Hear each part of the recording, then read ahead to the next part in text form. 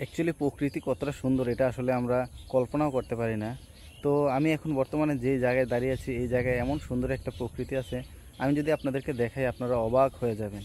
তো চলুন অবাক না হয়ে আগে দেখে নিই সেই প্রকৃতিটা।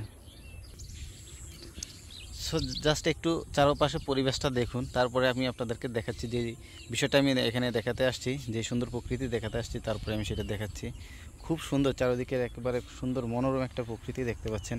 বিলের মাঝখানে আমি দাঁড়িয়ে আছি। তো এখানে এরকম সুন্দর একটা প্রকৃতি আছে যেটা দেখলে আসলে আপনারা সবাই অবাক হয়ে যাবেন। তো চলুন দেরি না করে সেই প্রকৃতিটা আমরা দেখে নিই। এই হচ্ছে সেই সুন্দর প্রকৃতি। দেখতে পাচ্ছেন আমার সামনে হচ্ছে একটা হিজল গাছ, আর এই হিজল গাছের মধ্যে দেখতে পাচ্ছেন প্রচুর ফুল আছে। ফুলগুলো দেখা যাচ্ছে না, জাস্ট লতা পাতার মতো দেখা যাচ্ছে লতাগুলা। তো দেখতে পাচ্ছেন খুব সুন্দর যে জায়গাটা, এই জায়গাটা খুব সুন্দর। বিলের মাঝখানে একটা হিজল গাছ।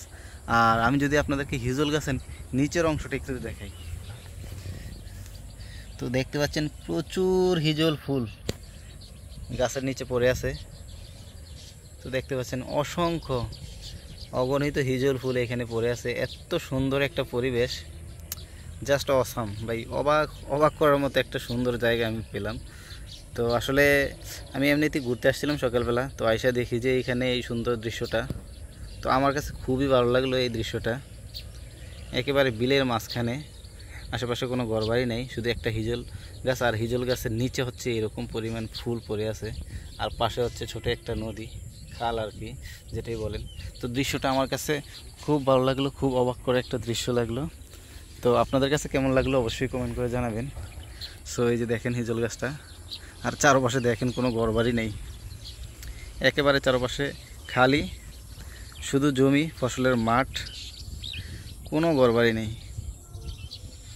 সো চারপাশে একদম খালি, আর এই বিলের মাঝখানে হচ্ছে এই হিজল গাছটা। খুব সুন্দর লাগলো আমার কাছে। আপনাদের কাছে কেমন লাগলো অবশ্যই ভাই কমেন্ট করে জানাবেন। ভালো লাগলে অবশ্যই আমার ফেসবুক পেজটা ফলো দিয়ে রাখবেন, আর ইউটিউবে দেখলে অবশ্যই আমার চ্যানেলটা সাবস্ক্রাইব করে রাখবেন। সো ভালো থাকবেন, দেখা হবে পরবর্তী ভিডিওতে। আসসালামু আলাইকুম রহমতুল্লাহি ওয়া বারাকাতুহু।